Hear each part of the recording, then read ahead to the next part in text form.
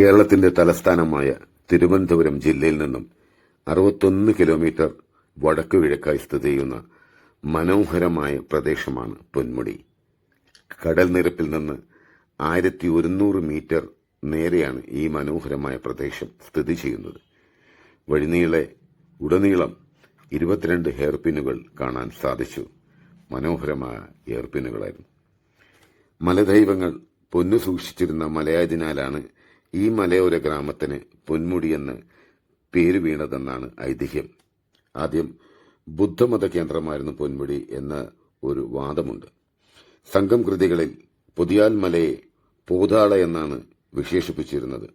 ശ്രീലങ്കയിൽ നിന്നും തിബറ്റ് ലാസയിൽ നിന്നും വരെ ബുദ്ധമത അനുയായികളും ലാമമാരും പൊതിയാൽ മല സന്ദർശിച്ചിരുന്നതായി ചരിത്രം പ്രതിപാദിക്കുന്നു. പൊന്മുടിയിലേക്കുള്ള ഒരു റോഡ് യാത്ര ഏത് കാലാവസ്ഥയിലും ആനന്ദപ്രദമാണ് എന്നെനിക്ക് തോന്നി.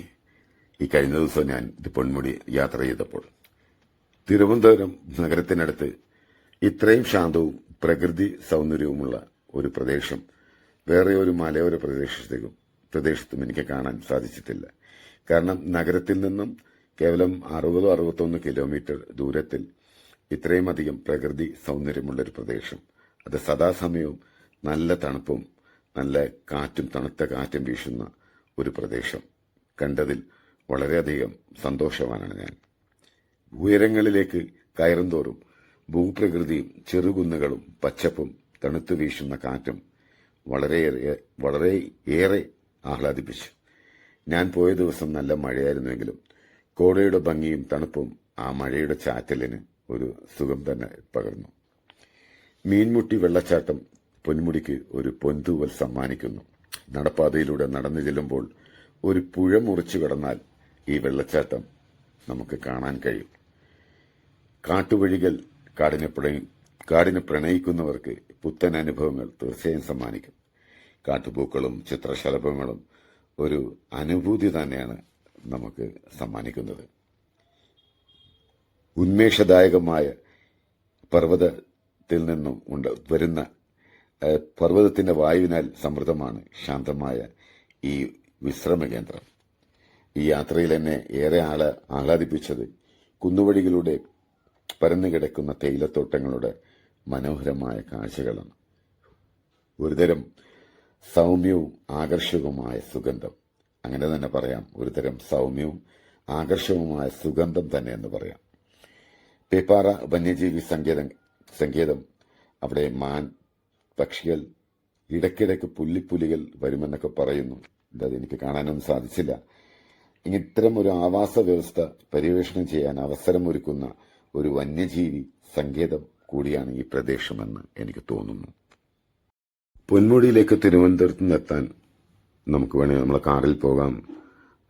എല്ലാ സൗകര്യങ്ങളും ഉണ്ടെങ്കിൽ തന്നെ KSRTC യാത്ര, ഞാൻ കാറിലാണ് പോയത്, പക്ഷെങ്കിലും KSRTC യാത്ര വളരെയധികം സുഖമുള്ളൊരു യാത്രയായിട്ട് എനിക്ക് തോന്നുന്നു. കാരണം ഓർഡിനറി വണ്ടികളായിരുന്നു ഞാൻ അവിടെ കണ്ടത്. KL15, നമ്മുടെ പഴയ ആനവണ്ടി വരെയും ഈ റൂട്ടിൽ അരമണിക്കൂർ ഇടവിട്ട് പോകുന്നതായി കണ്ടു.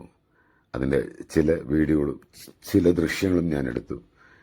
ഈ 22 ഹെയർപിൻ നമ്മുടെ ആനവണ്ടി കയറുമ്പോൾ പിന്നിലൂടെ കാറിൽ സഞ്ചരിക്കുന്ന നമുക്ക് കാണാനും നല്ല സുഖം അനുഭവപ്പെട്ടു.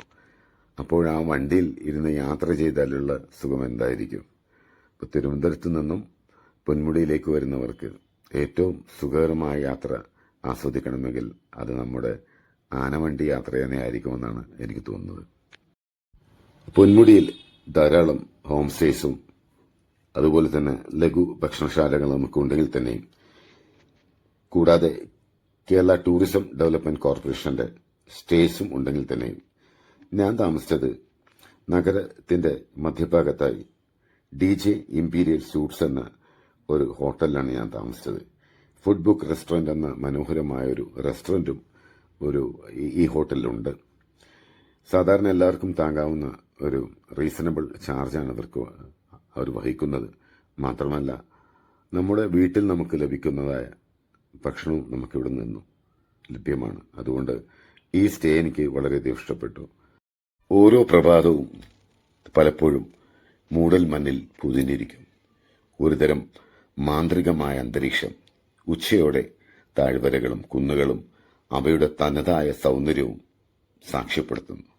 വസന്തകാലത്തെ പൂക്കുന്ന പൂക്കൾ മുതൽ ശൈത്യകാലത്തെ മൂടൽമഞ്ഞുകൾ ഈ പ്രകൃതിയെ മനോഹരിയാക്കുന്നു. വർഷം മുഴുവൻ ആസ്വദിക്കാൻ കഴിയുന്ന പ്രകൃതി രമണീയമായ ഒരു പ്രദേശമാണ് പൊന്മുടി. ഓരോ പൊന്മുടി യാത്രയും നമ്മുടെ മനസ്സിന് സന്തോഷത്തിന്റെ നിർവൃതികൾ സമ്മാനിക്കട്ടെ എന്ന് ആശംസിക്കുന്നു.